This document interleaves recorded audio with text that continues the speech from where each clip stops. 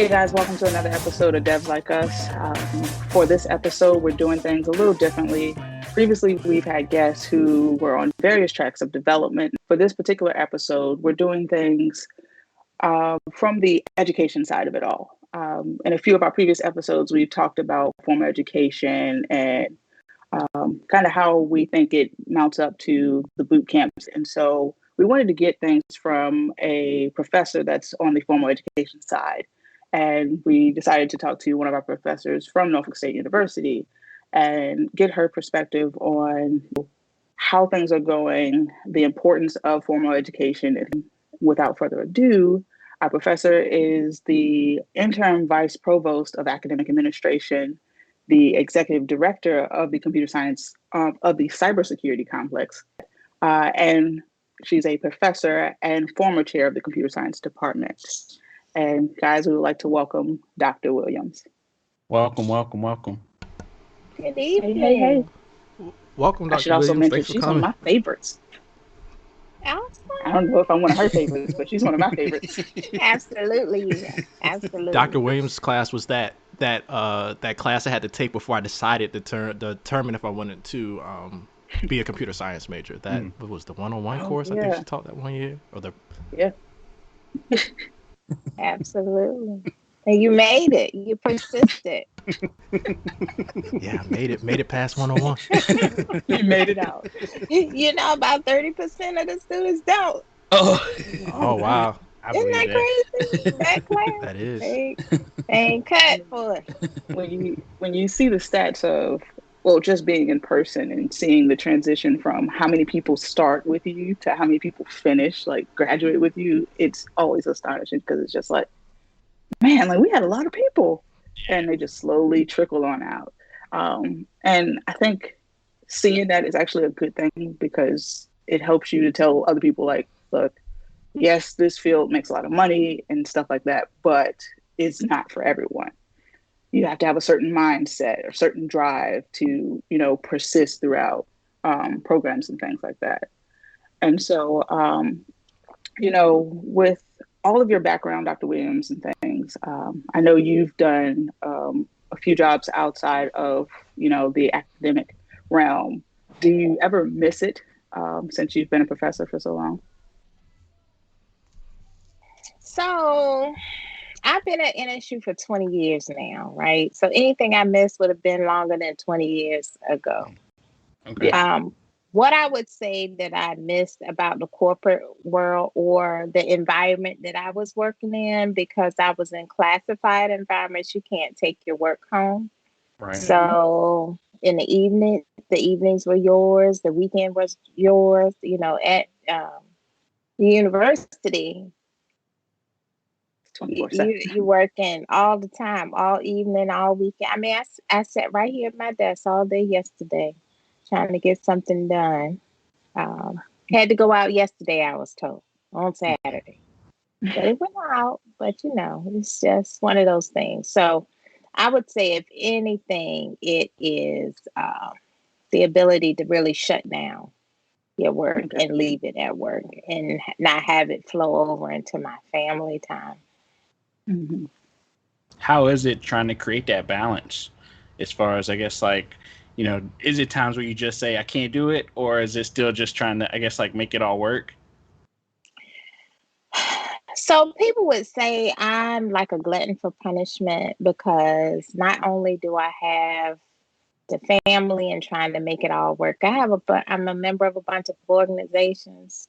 And I have leadership roles in those organizations too. And so, just trying to balance all of them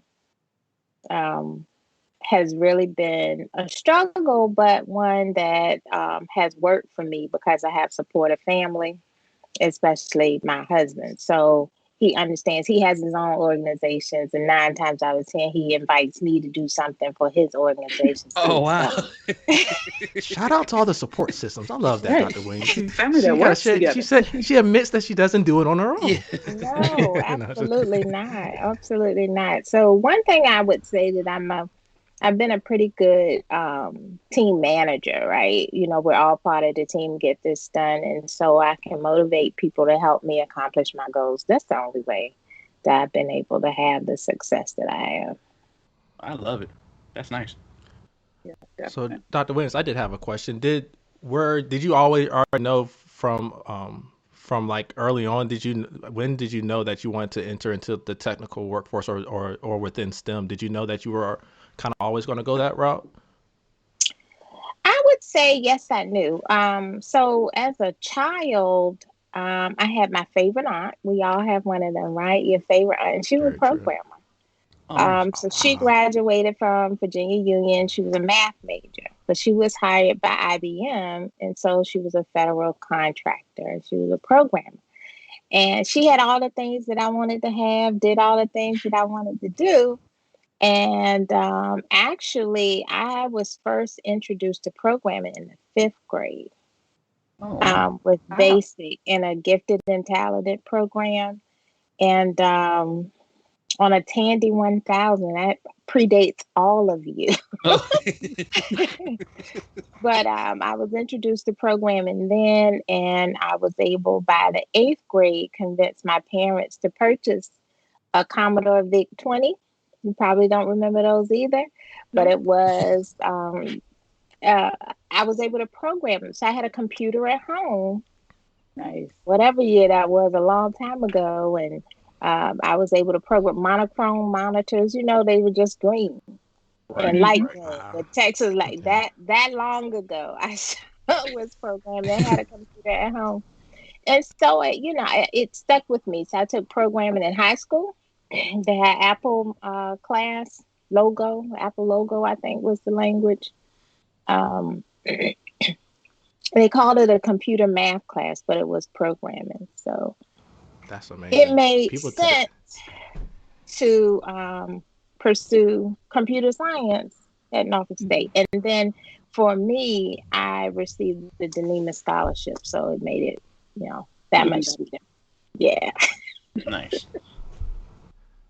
So I guess after you did get the scholarship and you finished school, is that what kind of drew you back into academia versus staying in the corporate world any longer?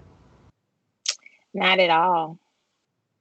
So while I was in school as a student undergraduate, I went to IBM for internships every summer. Because my aunt was there, middle manager, I was able to get a job, right? Nepotism at its best, right? But I got to work on different types of projects and programming. What I learned in those internships were things that I did not want to do. My first internship was overnight. I worked the third shift, midnight to 8:30. Oh, wow. And I was responsible for the programs that the developers created during the day, and because they were huge and punch card systems, they had to run overnight. So that was my job, to make sure that they had run overnight and was available for the program. So I knew that was not going to be my job, not what I wanted to do. Right. The next time I was able to develop a system, so that's where I learned to work with APIs and OX10, which was an IBM operating system way back then, OS2, IBM operating system. And so it was interesting. But then my third summer, I worked on a contract with Dr. Deloach, who was the chair then. And we used the object-oriented methodology to create a retention and academic advising system, rap sheet, we called it, right? So it was a precursor to what you remember as your eval when you were in school, and people were, that's what we did. Coded all of those things. Yeah. And we were able to present it to the president of Norfolk State and to the program manager.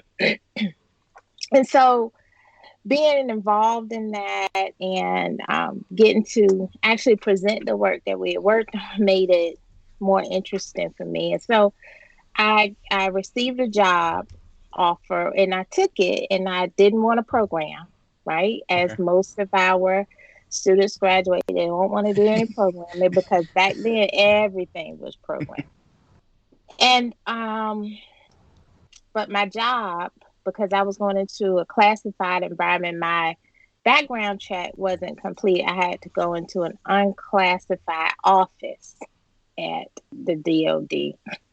And there I was support for the TTEP program, Trusted Product Evaluation Program. And that's where evaluators evaluated different software systems to see what type of security they held. And so the goal was C2 by 92. So now I'm really dating myself, right? C2 by 92.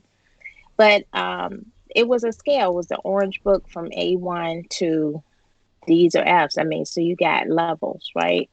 Mm-hmm. But I had to build a database. I was a database program. And I had a teacher that taught database that I didn't really care for at Norfolk State.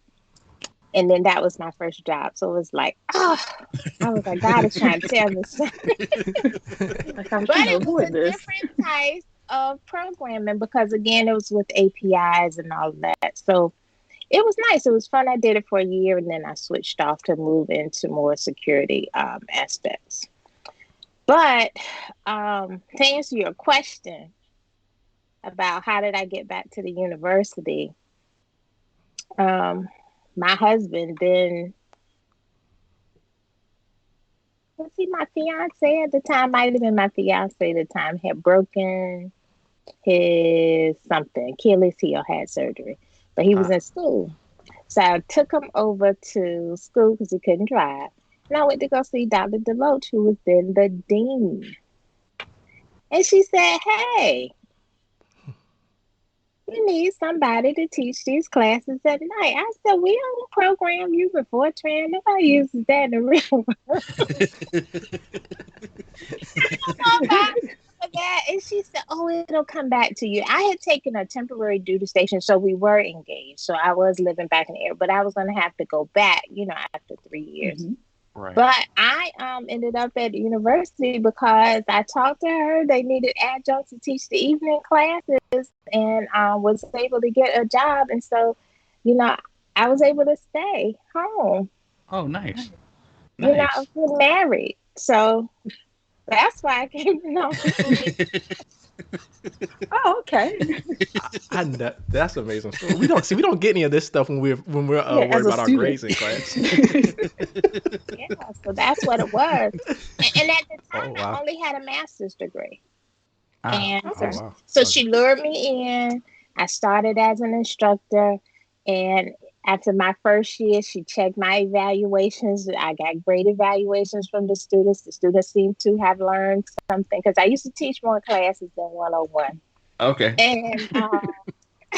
And so she asked me if I wanted this to be my career. Now I'm thinking I done already moved back. Isn't what you mean? If I want this to yeah. She said, well, you have to go back to school and get your doctoral degree. And I was like, what? I go back to school again? I mean, what are you saying? It was a shock for me. I had a lot of adjusting to do, but she made a way. She had funding, found a program that fit my lifestyle and what I wanted to do as a newlywed who was having children, and to go back to get a doctoral degree. And she paid for it. And I only had to work about half time. So it became a no-brainer. So it was something that I had to do. So I did. 3 years later, I was Dr. Williams. Nice. All this time, I thought you were, one of those little girls who was just like, I'm going to be a teacher when I grow up. That's what I'm going to do. No, it was all by happenstance. But that brings up a good point because there's a lot of talk now, 2020, there's a lot of boot camps that are coming around, and a lot of people, I wouldn't say anti-college, but they're talking about other options. And I know I made the right decision, but there are a lot of people out there that are considering, is college for me, or should I just go try to learn, almost treat it like a trade? But I think those stories like that, you were able, in the internships, you were able to have opportunities that, I don't know, it might have been hard to get outside of college. But do you think there's do you think like that's a really good benefit for why one should go to school, or would you meet someone and say, hey, maybe college isn't for you? Like, do you believe college is for everyone, or how do you think? I guess what advice would you have, Dr. Williams, for others that are kind of trying to make that decision of if they should go to college or kind of like go straight into the workforce? So, I have that discussion with students every year, right? Because our better students will get a job offer and they'll get very enticing job offers and they'll just want to quit and leave. And I'm saying, okay, well, you can leave, but if you're so close, why not just finish your degree, right? And what I will say about that is that we have had students to leave, didn't complete their degree, go and work for different companies, make a ton of money. Then they want to move to management, and guess what's required? A degree. A degree. Yeah. And they can't move because they don't have the degree. So we have had more students that I would want to count to come back to finish their degree, but because the curriculum is ABET accredited and it changes, every so often to refresh, they can't get the computer science degree because they have to start all the way over. So more of them will get the degree in interdisciplinary studies, where they can take like 2 minors and, 5 core interdisciplinary studies degree to graduate. Wow. And so, while you're in the thick of it and you're making all the money, is great. If you want to stay there, that's absolutely fine. But when you want to move to those levels and the degree is required, you have a different, decision to make. So I believe that one thing about the degree is that once you have it, you have it. It doesn't expire, right? That's true. We can get a lot of certifications, but, in 3 to 5 years, you got to redo those certifications. Right. Expensive too, from what I hear. Yeah. If the company don't pay for it, most people don't get them. Exactly. That's it's so. I believe the degree. What it does is says that I have foundational knowledge that I can read, think, and apply a skill set, right? And it's specific to whatever degree you're in, degree program you're in. But as we all know, technology changes so frequently. We have to be lifelong learners. I mean, the things that we learn, they become outdated, but hopefully the skill set, the base knowledge is something that you can adapt easily. And if you don't have that, if you're testing or studying to test for those certifications with a lot of those boot camps and those tests you find online, then, if somebody asks you the question slightly differently, can you really answer the question? Yeah. That's true. That's true. That's a good point. Yeah. So, good point. And just consuming it in a time frame. I think that's the biggest thing I know I took from college. Like, you have all these things. How are you going to manage your time? Yeah. Put it in. And I know on the boot camps, you kind of, it's not, you don't have It's a all, very you're not getting condensed all time that frame. stuff. And the networking, like the people you meet as well. I think that alone was enough for me to make a big difference as I well. mean, that's how we all got together. Yeah, that's true. That's true. right. Yeah, I think one thing. I definitely believe in the college experience. I mean, and I will be the first to tell you now that you are peers and not my student. I enjoyed all of my college years. Right. I went to the parties. I pledged the sorority. I hung out. I walked down Virginia Beach Boulevard. Shh, don't tell my mama. I mean, you name it. I did it. I enjoyed my college years, but I also did my work, right? Right. So, like you said, it was about time management. I was there on scholarship, so I knew that I had to maintain certain grades, to be able to keep my scholarship. Primarily because my dad told me that. I said to him when I got the scholarship, "Hey, I saved you some money, so you should buy me a car." And he looked directly at me. He said, "You save yourself some money." That put it in perspective for me. But yeah, so college, the college experience is great. But I come from parents who went to college too, so it was sort of expected. However, my brother doesn't have a college degree, so it just all in the experience that you have when you um, start your college, experience. I mean, he started in Office State, he took a different path, but then life happens. So I encourage everybody, if you're going to go to school, but you need to be mindful of when you're going to school, right? That you're there for a purpose, and that's to get the degree. All the other stuff is secondary, but I think you'll really enjoy it um, if you focus on it and do what you need to do. And just recognize that you are there to get a degree. So joining the sorority, being in the band, all of those things are to support your career. And as I stated initially, once you have your degree, you have it. It doesn't expire. Right. So I guess I have a good follow up question. So with all of, I guess unpacking everything that you've mentioned, I know we're all products of Norfolk State University, and I know we're all proud to be products of Norfolk State University. But are there any like new efforts that NSU is taking to kind of like produce more professionals, more or educated and driven professionals? I mean. So yes, I mean, so now as you know, I'm a vice provost, so I see the university outside of just CSET and cybersecurity and complex, but I'm still the executive director of the complex. But so I would say in 2020, NSU has secured a number. I think I counted about 10 new academic partnerships for research and teaching. And so they Nice. bring new opportunities for students and faculty. We have the partnership with Netflix. I'm sure you're all familiar with that one. We have a ton more. Microsoft, Sandia, Livermore, MITRE,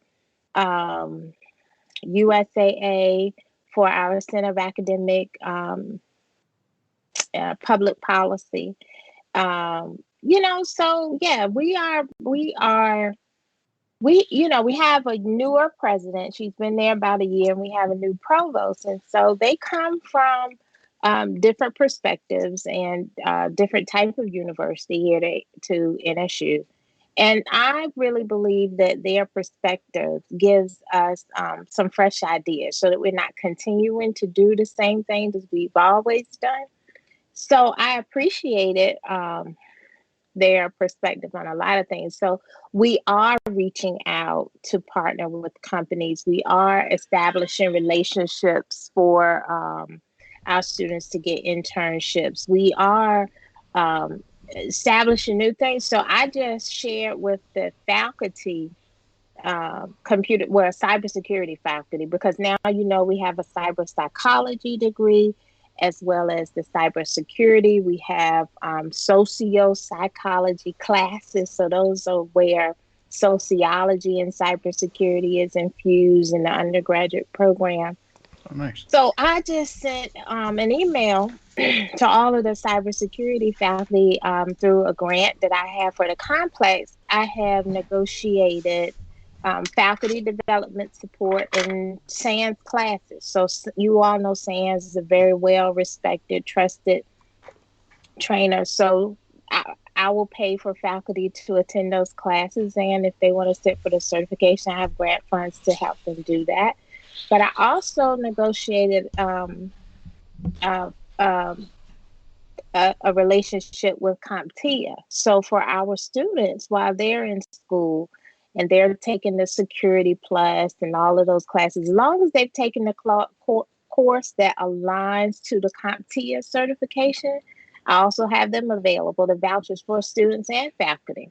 So the students can actually get their degree, and now they'll be able to sit for the certifications and graduate with the certifications as well if they so choose.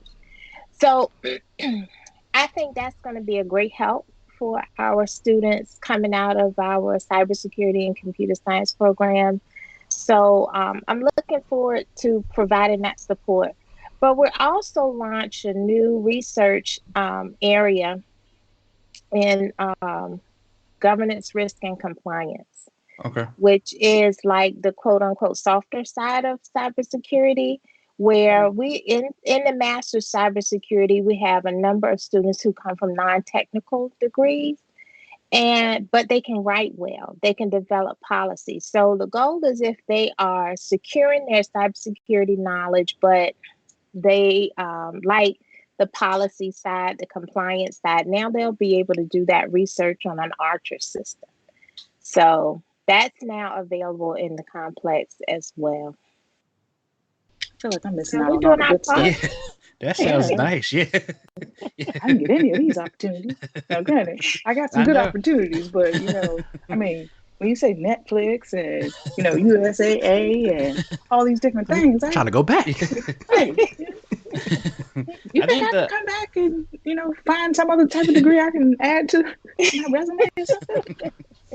Just get a book bag and walk on campus just a little bit longer. They might accept me as a student. I don't know. I'm sure we can find something for you. Might put you to work a little bit, but I like a little work. I can do that. So, Dr. Williams, we know that you're the executive director of the cyber security complex. Can you, I guess, state some of the cool things that you guys are doing in that building, or some of the cool technologies that are being hosted or activities that the building is being used for? I think you might have stated some of them already, though. yeah. So the complex is a research center. So it inclusive in the complex. We have the IA Ready Information Assurance Research Education Development Institute. So that is our NSA DHS designation as a center of excellence for cyber defense education. And basically in there, we have mapped courses and programs so the NSA can say, yes, you are a good cyber educator. But the students do research. So we in there, and along with the faculty. We also have forensics equipment. We have FredC. So we have a ton of commercial off-the-shelf software that students use for mobile forensics, digital forensics, any type of forensics, really. So we'll buy, the different mobile devices so that they can actually use the software to be able to do the scans and find the embedded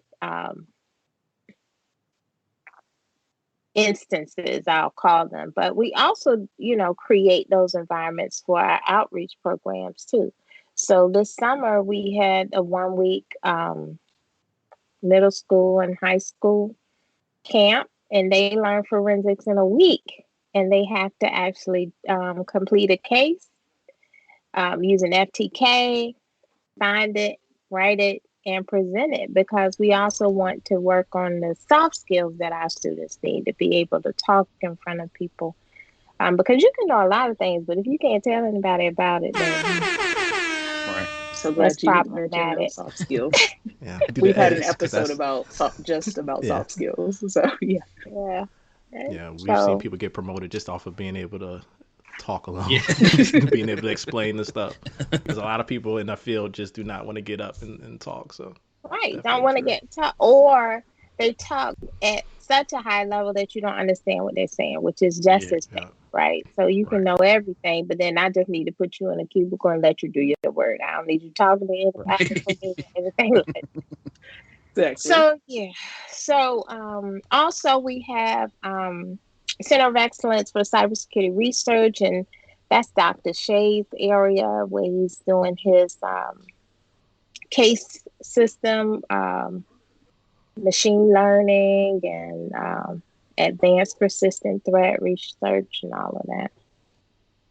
So we got a lot of things going on. And then, as I mentioned, the new research for the governance, Center of Excellence for Governance Research and Education. So that's an industry recognized Center of Excellence. So we have industry partners, minority businesses, So in that agreement, the students can do the research. In the summers, that minority businesses will give the students an internship, coupled with the CompTIA certs and the other certs. I'm providing the best really atmosphere nice. I can, right? Yeah. So you can take advantage of it or not, but I mean, what more can I do but take the Right. classes for you? You know what I'm saying? Right. So, Exactly. for me, you all know, I'm an alumna of the program. So the product that we produce directly reflects on me. So I'm trying to do everything I can to make sure that we're producing great product. And we appreciate you for We do that. appreciate it. Yeah. Um, and Definitely. so, you know, and being, one of your students for both bachelor's and master's, I got to see a lot of your dedication towards, women and minorities and bringing them in and getting them early, like you said about the program with the high school students. Um, so, how do you feel about the current state of women and minorities in the STEM field in general, not just at Norfolk State? Well, part of the challenge is there's still this implicit bias that lives across organizations where they believe that women are not interested. And so they turn them away from it versus encouraging them to participate. And I have a real problem with that because, as you were, Jasmine, I have had several female students to come through the project, come through the program who could chop it up with the best of them. You know what I Yeah. mean? So it's not a matter of if they're not interested and they can't do. You all did. I mean, you know what I'm Right. saying? But I believe it was just, given the proper encouragement and the opportunity, our women will persist. But that implicit bias lives, and not just with folks that don't look like us. Sometimes with people who look like us as well, which is Yeah. problematic. So, um, I I just I try to speak to young ladies all the time, especially middle school and above, so they can see. Because for me, I saw my aunt doing it, right? So I saw her as a developer. And that was that role model that made you couldn't tell me women can't do it because I saw my aunt is doing it. What do you mean? You know what I'm saying? Right. Right. So if people can see themselves in the opportunity, they'll definitely believe it's for them. I mean, it's the whole effect that we now have with Vice President Kamala Harris, right? Yeah. Look at what she's going to do. I mean, just so that people can now see themselves in this space, and it's going to change. It's going to change. And then one thing that I wanted to mention about that, you asked the question earlier about should you get the degree. So we all know that when the economy changes, right, and our economy is going up and down, right? Mm-hmm. So as the economy changes, people go to school or they go to work.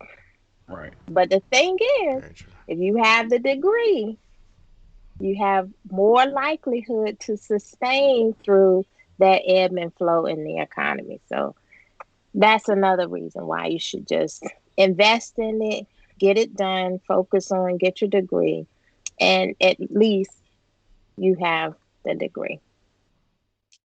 So Dr. Williams, with, talking about that implicit bias and things like that, so there's plenty that we still need to work on as far as, making sure that women and minorities in STEM feel really comfortable in the space that they're in when they go into certain places, because that implicit bias also affects people's way of thinking and all that stuff while they're in there, which brings about imposter syndrome sometimes, where it's like, do I even really belong in this space?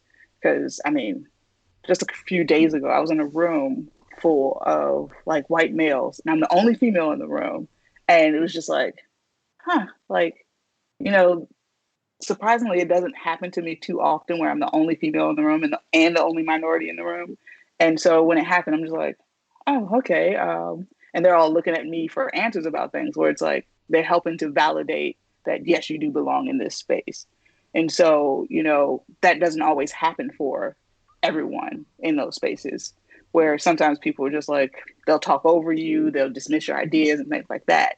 And so with that, are there any ideas of how we can, get more women and minorities involved in this field to really drive that feeling of being included in a space? So that's very interesting. And when I heard you say that just last week you were in a room with only, Caucasian males, I mean, that was my life 20 years ago, right? Before I came to NSU.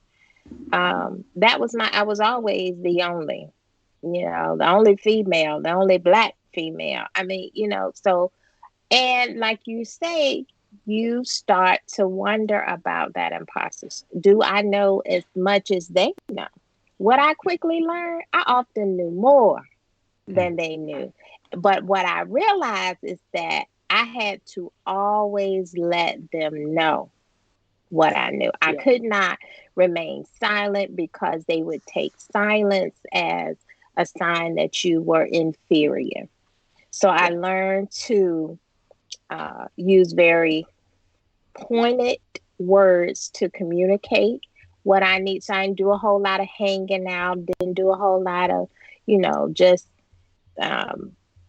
bantering with them. When I was in my work environment, I was in my work environment, and I knew you were always testing me. That's how I felt anyway. So I knew I was always on the spot. So, that code switching, that's real. Unfortunately, it is, but we have to learn how to do it. So I can go and be with my friends and I can say whatever I want to say, hang out, do. Right. But when I become, Dr. Williams, my kids will tell you, oh, were you talking to somebody at work? Maybe because my voice and everything changes, because I have to make it clear that, I belong in this room. And as women, we have to reach back and pull people along and tell them the same thing, because we all experience that one only and all of that. And I will tell you, the person who helped me with that the most was Dr. Deloach. I mean, she would encourage me all the time. She would tell me when I first came to NSU, and I was working on some research, she said, okay, you're going to present this to the faculty. I was like, the whole faculty? Wait a minute. I'm not ready to. She was like, oh, you're ready. And it was very well received, but she was the one that pushed. And that's all we need. Yeah. We need somebody to push us. We need somebody to say it's going to be fine, but somebody to be honest with you. Now, in those environments, you have to be on your game. You can't allow any little thing, because they will take advantage of any little thing and exploit it for much more than it is. So you have to be prepared all the time. Presentation is just as important as content, right? So if you might be very well versed and everything is perfect, but it looks like crap, they're not going to get past the looking like crap. So you have to make sure that your presentation is solid, followed up by the content. And for African American females, young ones, again, it's the role modeling. So I've done research on that as well. And it's the role modeling, it's the mentoring, and you could be a role model for a lot of people that you don't even know, because they're just watching you from afar. But you want to make sure that you are always presenting the best case, right? And that doesn't mean you have to live in a box, but just know that when you walk into those rooms, you're representing a lot of people. And it might be, a heavy load, a lot to carry, but it's the truth. So I am a realist.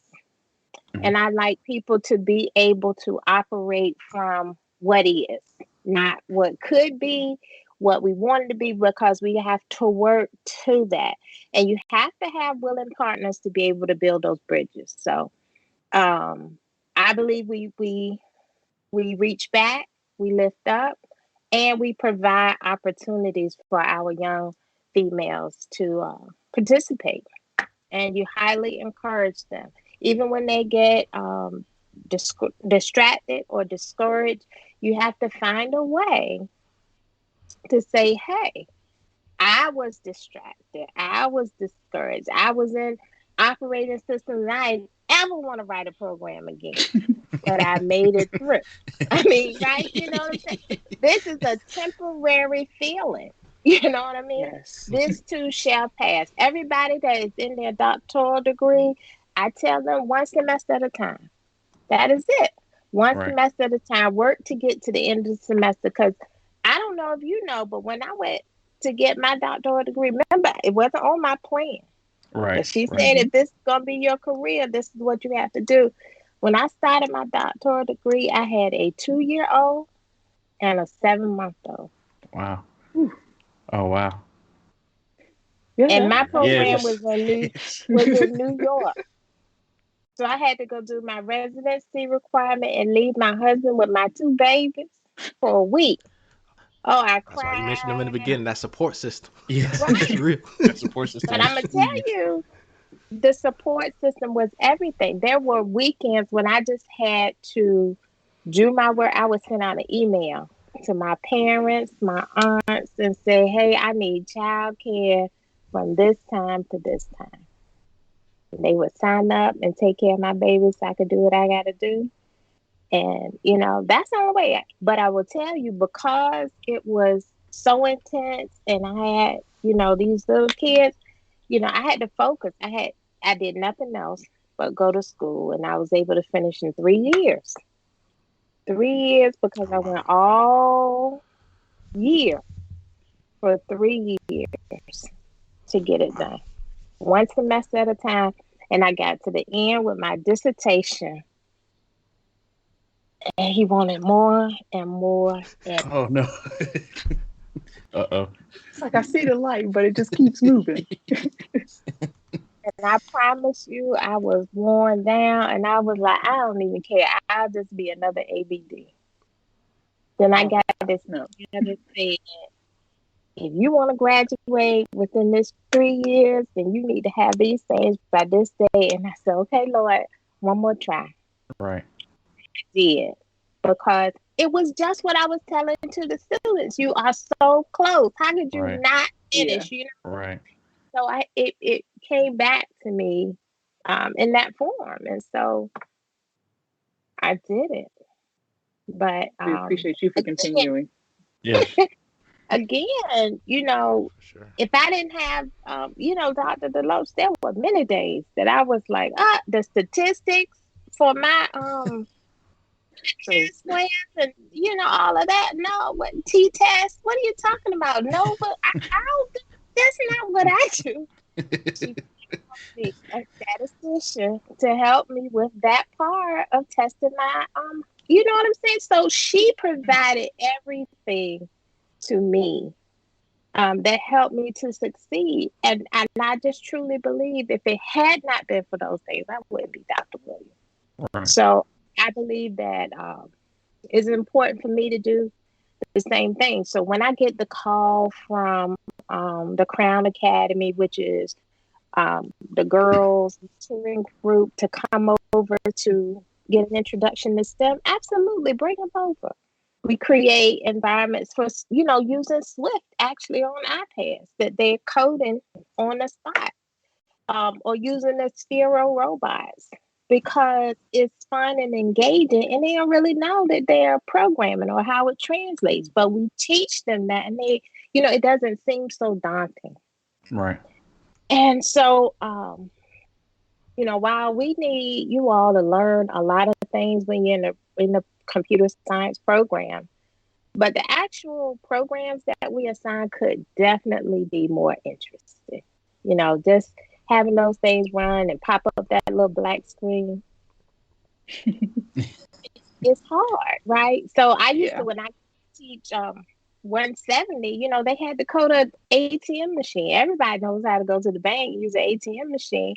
And the concepts are just what? Selection statements, control structures. Right. And we used to use function, and it was fun. Or the cell phone bill. Do you remember cell phones when you had to pay for 80 cents a minute? Yeah, it was after, you had Roman and you had Prime and you had Yeah. all the different kinds of minutes, so that Call was me after important 9 o'clock. we used to, those kind of real world application students enjoy.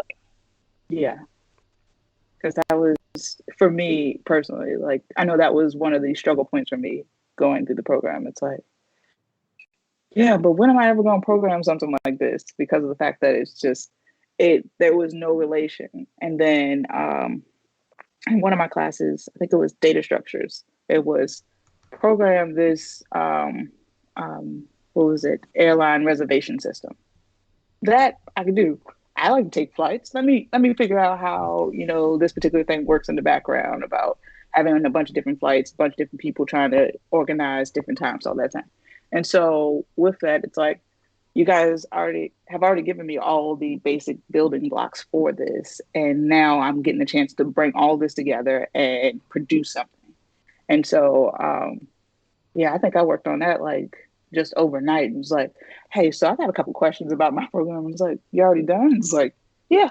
And And so so it's yeah, having those, interesting. Yeah, yeah, it's relatable. If I tell you you trying to learn linked list and I said, well, you're going to pop off 5 numbers and push 2 numbers, you're like, what?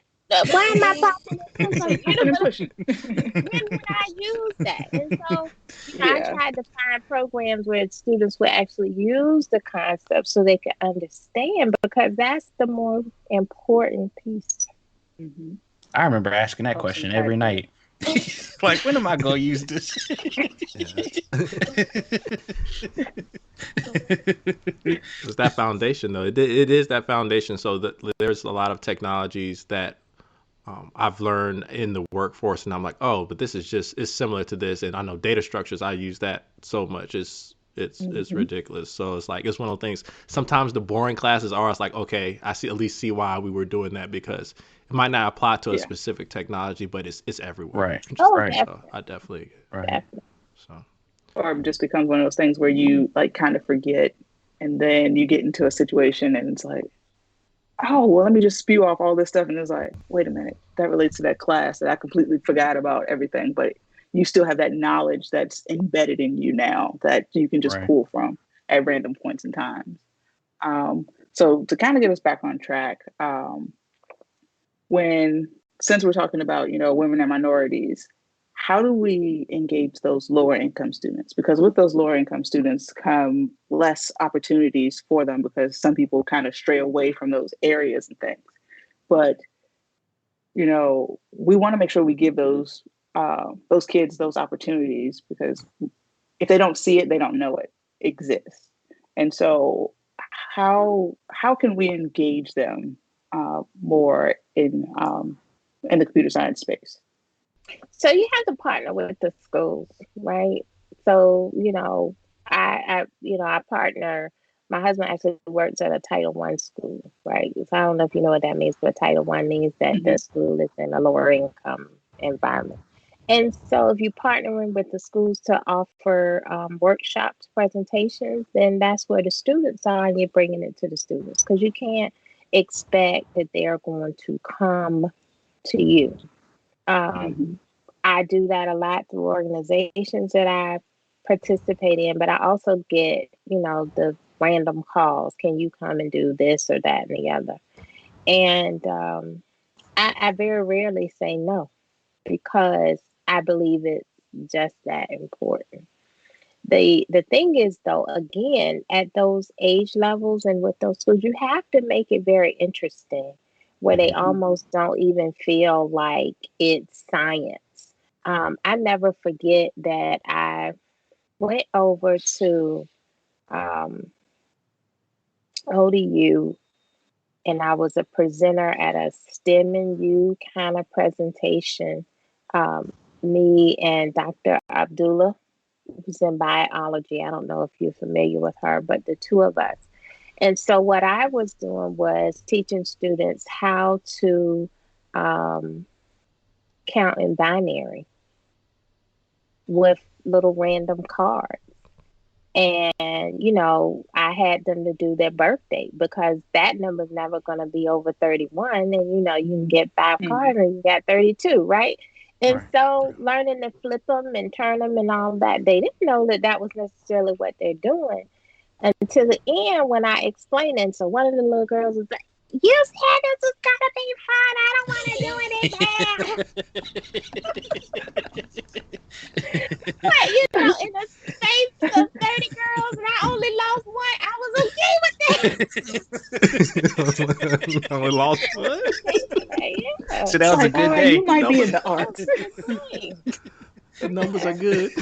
Right. But so they just knew what they were doing. But once I explained at the end that this is how you count it back, they were like, wow. Even the parents were getting excited about it. So you just have to, it's the presentation. And again, to reach them, you have to go to them. Not gonna come to you. Well, I think that's, the gist of most of our questions. So, one question that we kind of want to bring back to, the current state of things now. And, with the pandemic that we have going on and things like that, how has the recruitment and retention of students been for you guys? Because of the fact that, you're having to reach these students virtually and things like that. So it's been a shift, right? But it's not just for NSU, it's all across the country. So, like you stated, we now have virtual orientations, right? We have virtual courses. We're doing our business virtually. So, all of the pieces of paper that we have come to know have to be signed in, pen by pen. Not really so much, Right. right? So, it's a Mhm. cultural change shift for everybody, at the university. But in terms of the students, a lot of people are hosting virtual graduate fairs, virtual career fairs. And so our recruiters are participating in those career fairs, right? And of course, they do the same thing that they would do if they were face to face, offer, the discount for the admissions, the application, that kind of thing. But what we have had to do is create brag books or brag videos, right? Because students, attention spans are different. They're Right. not going to watch, you know, if I'm coming to a CSTEP orientation and I think I might be choosing between math and computer science, I don't really care what biology is saying. You know what I'm saying? So Yeah. they want to be able to get through. So you have to create palatable segments for students to be able to get the information and go. It has to be mobile friendly. It has to be all those things. We have to reach people and the students where they are. Now, so that's a change for us, and it's a big change. But now, you know, from the provost office, I now know that there are lots of things that we are doing. So they are trying to reach students. So they have texting software. So we can send a text to every student on campus to give them the message that we need, right? Most of the students have the phone. They're not reading Always. those emails that we keep sending them, but they Right. might read that text Those message. emails. So Yeah. They need to that learn helps. emails is the way people work in the real world. No, we're moving away. Chat ops. I went Slack, everything else. Yes, right. Right. So even now with my organizations, we going away from email. We use a Slack. We use Dropbox paper for running agendas. I mean, technology. Everything 27 is in the billion. cloud. Right. Everything is in the Right. Yep. cloud. So you have to be 27 a billion, Clarence. so Clarence, I didn't know chat was that important. I said yes.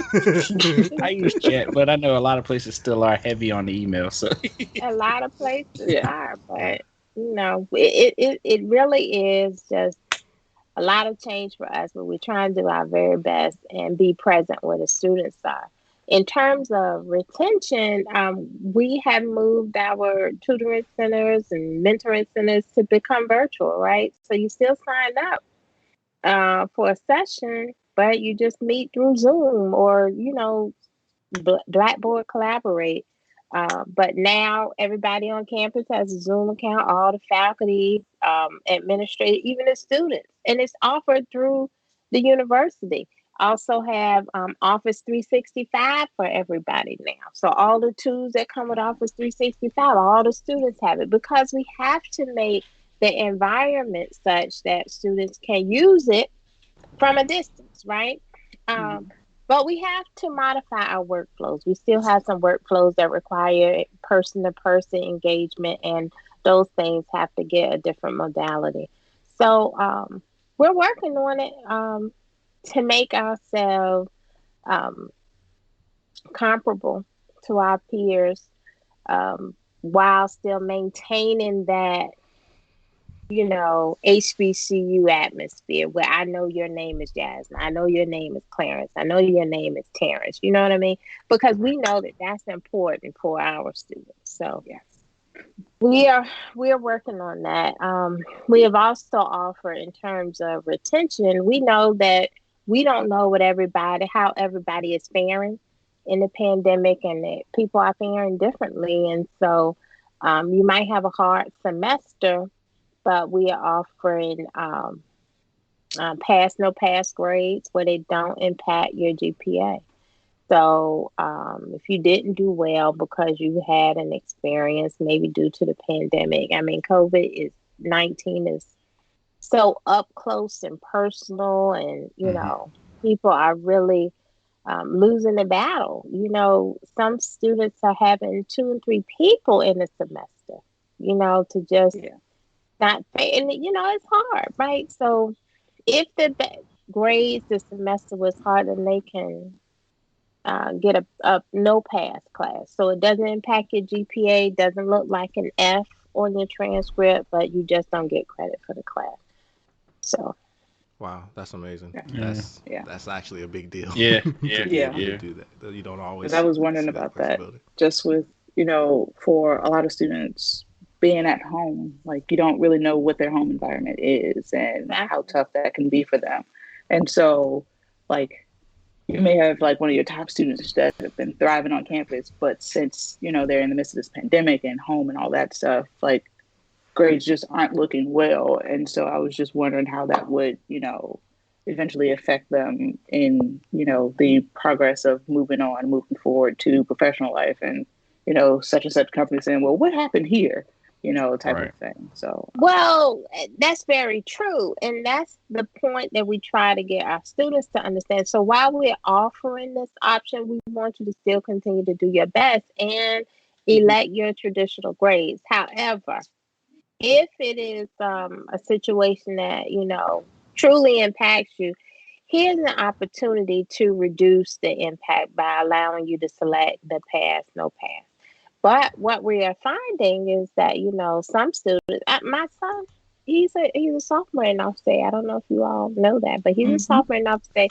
So he comes and tells me, I got a 3.9 this semester. I said, oh, did you? I go and look, and every B down, he done got a pass. So it doesn't impact GPA. So because it's not factored into the GPA, he only elected to retain his A's. So he got a 3.9. But it boosts his GPA. So, he's playing a spread, right? A way to game the system. Yes. But the thing is, if he decides to go to grad school or something, you need grades, not so many P's or NP's. So we want students to understand that part too. Right. Well, with all that, Dr. Williams, we greatly appreciate you for taking up the time because we know that you're busy with, all the things that you have going on. We greatly appreciate you, coming back to, just have a conversation with, 3 of your, maybe favorite students. I'm not putting anything up there. Listen, we just greatly appreciate your time. And we appreciate all the work that you're doing to, really boost your students, incentivize the up and coming possible students for Norfolk State and things like that. So yes, thank you so much for that.